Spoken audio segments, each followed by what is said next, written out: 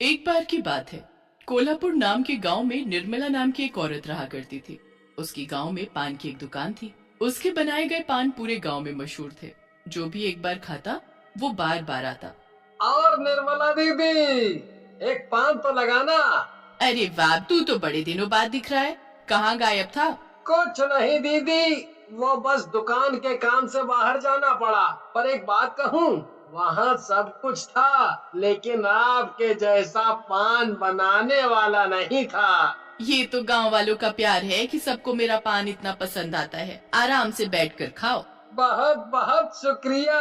वाह वाह, क्या स्वाद है दीदी, आप नहीं जानती कितना इंतजार किया मैंने इस स्वाद का। इसी तरह लोग आते और निर्मला की तारीफ करते रहते।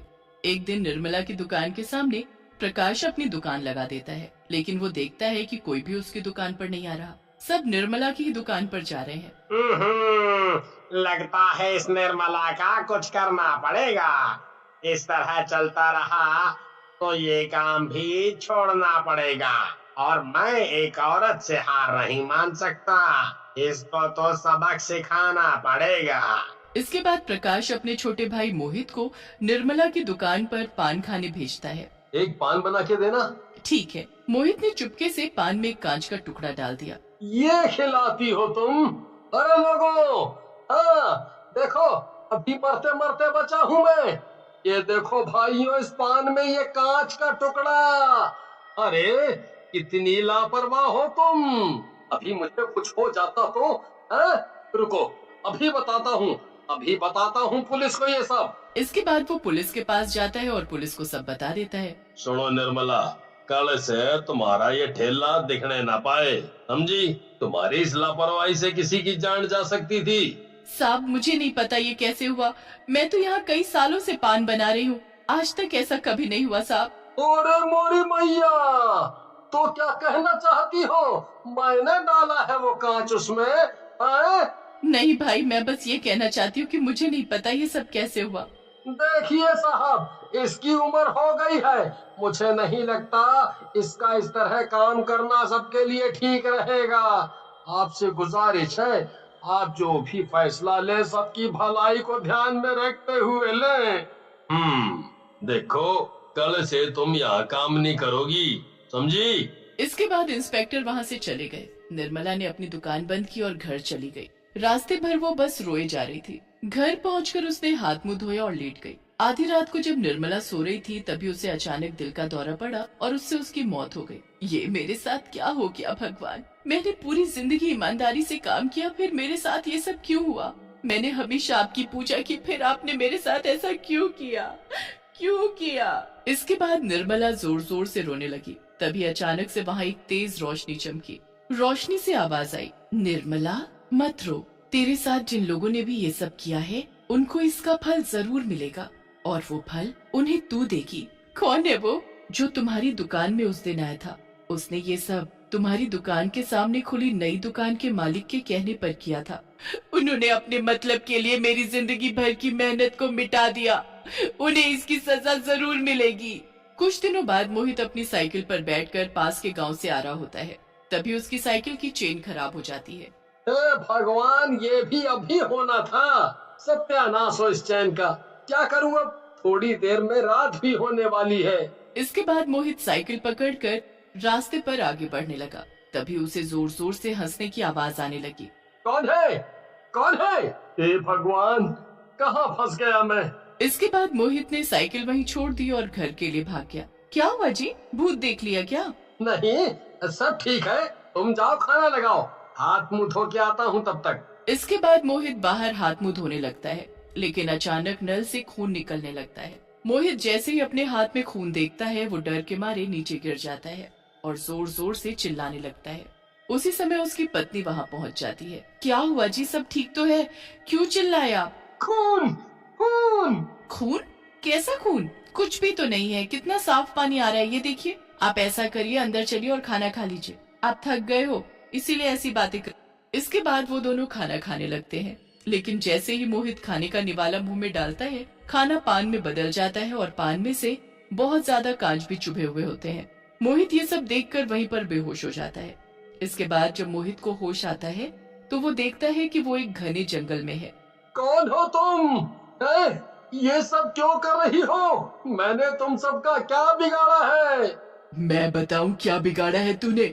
तूने मेरी जिंदगी भर की मेहनत को पल भर में मिटा दिया। सबके सामने मुझे बेइज्जत कर दिया, मेरी रोजी रोटी मुझसे छीन ली। और बताओ तूने क्या किया? आज तेरी वजह से मैं इस हालत में हूँ। तुझे इसकी कीमत चुकानी पड़ेगी। मुझे माफ कर दो, मुझे जाने दो। मैंने ये सब अपने बड़े भैया के कहने पर किया था। मेरा इसमें कोई हाथ नहीं। कोई तुझे कुछ भी कहेगा तू मान लेगा? तुझे इसकी कीमत चुकानी पड़ेगी, समझा? इसके बाद निर्मला कांच का पान बनाकर मोहित को खिला देती है। उसे खाकर मोहित की मृत्यु हो जाती है। बिरजू, अब तुम्हारी बारी। तुम्हारी वजह से मुझे मेरी जान गंवानी पड़ी। तुझे भी इसकी कीमत चुकानी पड़ेगी। इसके बाद अगले दिन जब बिरजू अपनी दुकान पर काम करते करते एक पान बनाकर खाने लगता है, जैसे ही बिरजू पान खाता है उसके मुंह से खून निकलने लगता है। वो तुरंत ही पान को थूक देता है। वो देखता है कि पान में बहुत सारे कांच मिले हुए हैं। ऐसा कैसे हो सकता है? इतने सारे कांच इस पान में कैसे आए? मैंने तो अभी इसे अपने हाथों से बनाया था। इसके बाद बिरजू डॉक्टर के पास जाता है और डॉक्टर को सारी बात बताता है। देखो, मुझे लगता है कि तुम्हारी उम्र हो गई है, इसीलिए तुम्हें अभी ये काम छोड़ देना चाहिए, क्योंकि समय के साथ साथ इंसान की याद रखने की क्षमता भी कम होती जाती है, जिसकी वजह से उसे काफी बार नुकसान भी झेलना पड़ता है। क्या पता तुम्हारा ध्यान चीजों से हट गया हो और तुम कुछ और सोचकर कुछ और डाल रहे हो। आज तो ये तुम्हारे साथ हुआ है, पर कल को किसी और के साथ होगा तो बात बढ़ जाएगी। इसीलिए जितना जल्दी हो सके ये सारा काम छोड़ दो और कुछ ऐसा करो जिससे किसी और को नुकसान ना पहुंचे। इसके बाद बिरजू दवाई लेकर घर चला जाता है। घर आकर बिरजू की पत्नी बिरजू का ऐसा हाल देखकर चिंता में आ जाती है। ये कैसे हुआ जी? आप ठीक तो हो? अरे हाँ, मैं ठीक हूँ। डॉक्टर के पास गया था, दवाई भी ले आया हूँ। तुम चिंता मत करो, एक गिलास पानी दे दो बस। आप रुकिए, मैं अभी लाती हूँ। इसके बाद बिरजू पानी पीता है और सो जाता है। आधी रात को बिरजू को सपना आता है कि वो एक चुड़ैल के सामने खड़ा है और भागने की कोशिश कर रहा है, लेकिन भाग नहीं पा रहा। इसके बाद निर्मला जैसे ही बिरजू को धक्का मारती है, तुरंत बिरजू की आंख खुल जाती है।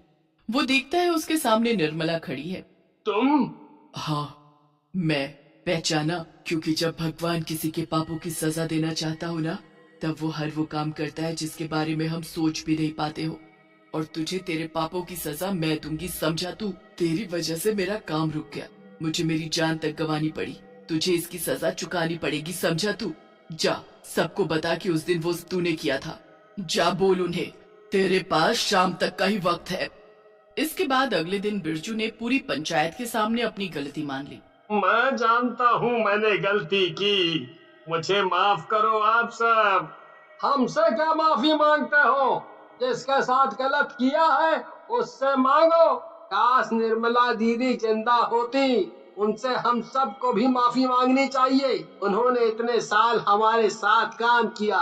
जब उन्हें हमारे साथ की जरूरत थी तब हमने उनका साथ नहीं दिया है। सबको भी काश उनसे माफी मांगने का मौका मिल पाता। तभी अचानक वहाँ निर्मला आ जाती है। मैं खुश हूँ कि आप सभी को अपनी गलती का एहसास हुआ। निर्मला बात ही कर रही होती है कि उसी बीच बिरजू मौका देखकर भागने की कोशिश करता है, लेकिन निर्मला बिरजू को पकड़ लेती है और उसे पान खिलाकर मार देती है।